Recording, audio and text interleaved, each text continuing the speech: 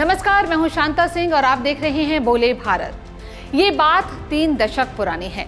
ममता बनर्जी तब कांग्रेस में होती थी। देश पर कांग्रेस का राज था। पामुलापति वेंकट नरसिम्हा राव देश के प्रधानमंत्री थे। पश्चिम बंगाल में प्रदेश कांग्रेस अध्यक्ष का चुनाव होना था। ममता बनर्जी ने अध्यक्ष का चुनाव लड़ने का ऐलान कर दिया था, लेकिन कांग्रेस की अंदरूनी राजनीति ऐसी थी कि पश्चिम बंगाल के बहुत सारे नेता नहीं चाहते थे कि ममता चुनाव लड़ें और बंगाल कांग्रेस की बागडोर उनके हाथों में आए। तब उनकी उम्र 40 साल से कुछ कम ही थी। कांग्रेस की तरफ से तय हुआ कि कभी इंदिरा गांधी के नंबर 2 रहे प्रणब मुखर्जी को पश्चिम बंगाल प्रदेश अध्यक्ष बनाया जाए। ममता तक ये संदेशा पहुंचाया गया, लेकिन ममता दीदी ने जो ठान लिया सो ठान लिया।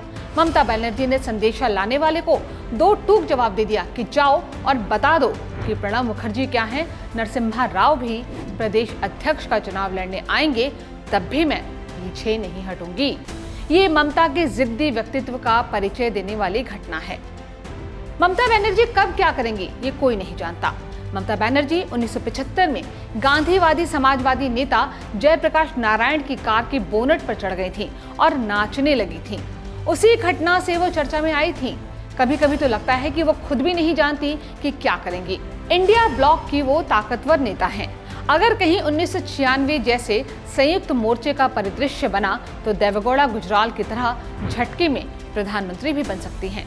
लेकिन बीच चुनाव में इंडिया ब्लॉक को लेकर उन्होंने एक बेहद गंभीर बयान दे दिया। उन्होंने कहा कि अगर केंद्र में भाजपा विरोधी इंडिया ब्लॉक को सत्ता मिली तो तृणमूल कांग्रेस नई सरकार को बाहर से समर्थन देगी। बयान बंगाल में दिया गया, लेकिन सियासी पारा दिल्ली का चढ़ गया। सवाल उठने लगा कि ममता ने ऐसा बयान क्यों दे दिया। क्या वो विपक्षी खेमे को ही कमजोर करना चाहती हैं या फिर ऐसा बयान देकर प्रधानमंत्री पद के लिए अपनी पोजीशनिंग ठीक कर रही हैं। कांग्रेस के बंगाल वाले नेता अधीर रंजन चौधरी ने तो तुरंत कह दिया कि देखा ना, मैं तो कह ही रहा था कि ममता तो बीजेपी के साथ ही जाएंगी। कमाल देखिए कि इंडिया ब्लॉक में ममता भी है, कांग्रेस भी है, लेफ्ट भी है, लेकिन बंगाल में एक तरफ ममता अकेली लड़ रही हैं तो दूसरी ओर कांग्रेस और लेफ्ट मिलकर लड़ रहे हैं। और बंगाल में एक साथ मिलकर ममता से मोर्चा लेने वाली कांग्रेस और लेफ्ट फ्रंट केरल पहुंचते पहुंचते आपस में ही लड़ रहे हैं। है ना कमाल का गठबंधन इंडिया ब्लॉक का। फिलहाल फोकस ममता पर करते हैं कि ममता ने बयान यूं ही दे दिया या फिर काफी सोच समझ कर दिया है, और अगर सोच समझ कर दिया था तो उनके इस बयान में कौन सा राजनीतिक संकेत छुपा है। बीजेपी को जरूर लगता है कि इंडिया ब्लॉक चूचू का मुरब्बा है जिसका कोई भविष्य नहीं। हालांकि ममता ने तुरंत कोर्स करेक्शन भी कर लिया कि वो इंडिया ब्लॉक में ही है और रहेंगी। आज भले ही ऐसा लगता है कि बीजेपी और ममता की पार्टी टीएमसी में कुत्ते बिल्ली की तरह जानी दुश्मनी है, लेकिन बिहार वाले नीतीश बाबू और यूपी वाली बहन मायावती की तरह ममता भी बीजेपी के साथ सत्ता में पार्टनर रह चुकी हैं। नीतीश तो फिर से हैं ही। वैसे नीतीश ने ही विपक्षी एकता के लिए सीरियस प्रयास किया था, लेकिन जैसे उनकी राजनीति है उसी पर चलते हुए वो दूसरों को ललकार कर खुद बीजेपी के साथ चले गए। क्या पता ममता भी कल चली जाए, पहले भी जा चुकी हैं। शायद ऐसे ही लोगों के लिए वसीम बरेलवी ने लिखा है, उसी को हक है इस जमाने में जीने का जो दिखता इधर का है और उधर का हो जाए। लेकिन ममता के लिए एनडीए में जगह तभी बनेगी जब उसे पूर्ण बहुमत ना मिले। अभी तो एनडीए प्रधानमंत्री मोदी के नाम पर 400 पार वाले रथ पर सवार है। वैसे भी बीजेपी हो या कांग्रेस, दोनों को ममता के साथ रहने की जो यादें हैं उसके बारे में सोचकर उनकी आत्माएं कांप जाती होंगी। वाजपेयी की सरकार के वक्त तो अक्सर अखबारों के पन्ने इन खबरों से भरे रहते थे कि कैसे एक दिन ममता नाराज हो गई तो एक दिन जयललिता। और हाँ, जयललिता से एक किस्सा याद आया। जयललिता कई बार तमिलनाडु की मुख्यमंत्री रहीं। 1998 में जब वाजपेयी की सरकार बनी तो जयललिता की पार्टी के समर्थन से एक बार वरिष्ठ पत्रकार विनोद मेहता वाजपेयी से मिलने गए। वाजपेयी बेहद चिंतित बैठे थे। मेहता ने पूछा कि आप इतने चिंतित क्यों हैं? वाजपेयी ने अपने चुटीले अंदाज में कहा कि आपके बाद जयललिता आने वाली हैं। सोचिए कि जयललिता की आमद का कैसा खौफ रहता था। वही हाल ममता का भी है। इसलिए ममता की दोस्ती और दुश्मनी दोनों को संभालना बहुत मुश्किल है। कब उनकी दोस्ती आपकी उम्मीदों को तार तार कर दे, इसका अंदाजा आप नहीं लगा सकते। अब इंडिया ब्लॉक को ही ले लीजिए, नीतीश कुमार के साथ ही ममता भी इसके सूत्रधारों में से एक थी। लेकिन पिछले साल दिसंबर में दिल्ली में हुई बैठक में एक ऐसा बयान दिया कि कांग्रेस से लेकर नीतीश कुमार तक सबके समीकरण खराब हो गए। इंडिया ब्लॉक की ऐसी की तैसी कर दी। ममता ने कह दिया कि इंडिया ब्लॉक की तरफ से कांग्रेस अध्यक्ष मल्लिकार्जुन खड़गे को प्रधानमंत्री उम्मीदवार घोषित किया जाए, साथ ही सीट शेयरिंग के लिए खड़गे को ही इंडिया का संयोजक भी बनाया जाए। इससे नीतीश कुमार के सपने तो मिट्टी में मिल ही गए। कहां तो प्रधानमंत्री बनने का ख्वाब लेकर बीजेपी का संग छोड़कर विपक्षी दलों के साथ आए थे, और कहां विपक्षी खेमे के संयोजक पद के लिए भी कोई पूछ नहीं रहा। फिर रही सही कसर राहुल गांधी ने पूरी कर दी और बिना एक पल गंवाए नीतीश कुमार ने रास्ता बदल लिया। तो 100 बात की एक बात यह है कि अपने ही किसी सहयोगी को भगाने की कला ममता बनर्जी बहुत अच्छे से जानती हैं।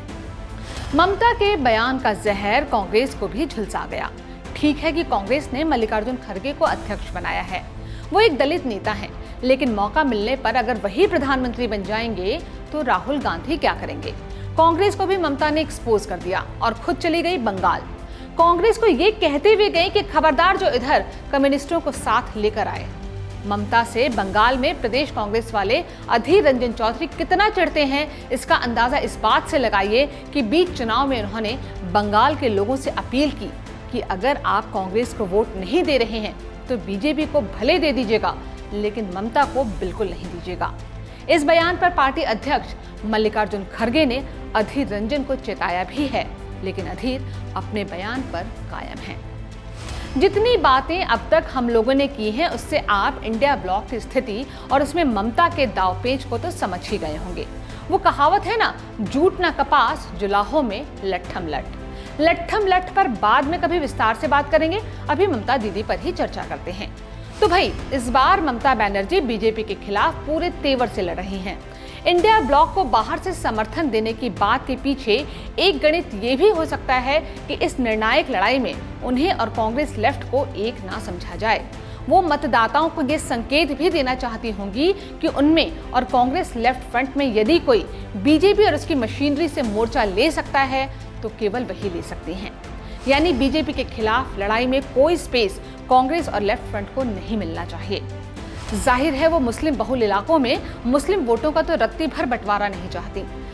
ममता को डर है कि मुस्लिम वोट बटे और कांग्रेस और लेफ्ट फ्रंट की तरफ जरा भी गए तो इसका फायदा बीजेपी को होगा। ये वो ममता हैं जिन्होंने कांग्रेस से अपनी राजनीति की शुरुआत की थी, और जिस एक फ्रंट से हमेशा उनका 36 का आंकड़ा रहा है वो है लेफ्ट फ्रंट। 1984 में महज 29 साल की उम्र में ममता ने कांग्रेस के टिकट पर सीपीएम के दिग्गज नेता सोमनाथ चटर्जी को हरा दिया था और ज्वाइंट किलर बनी थी। लेकिन पिछले विधानसभा चुनाव में वही ममता बनर्जी अपने ही जूनियर रहे और बाद में बीजेपी में चले गए शुभेंदु अधिकारी से हार गई। और ये हार उन्हें उसी नंदीग्राम में मिली जहां से उनके सियासी सफर के सुनहरे अध्याय की शुरुआत हुई थी। इस लिहाज से ये बड़ी हार थी। लेकिन इस हार और जीत के बीच ममता आज भी विपक्षी राजनीति की एक प्रमुख खिलाड़ी बनी हुई हैं। उनके देखकर बीजेपी भी एक बार जरूर सोच रही होगी कि दीदी कहीं फिर से ना कह दें कि खेला होबे और खेला कर भी दें। बोले भारत के आज के एपिसोड में इतना ही। जल्द ही आपसे फिर मुलाकात होगी। नमस्कार।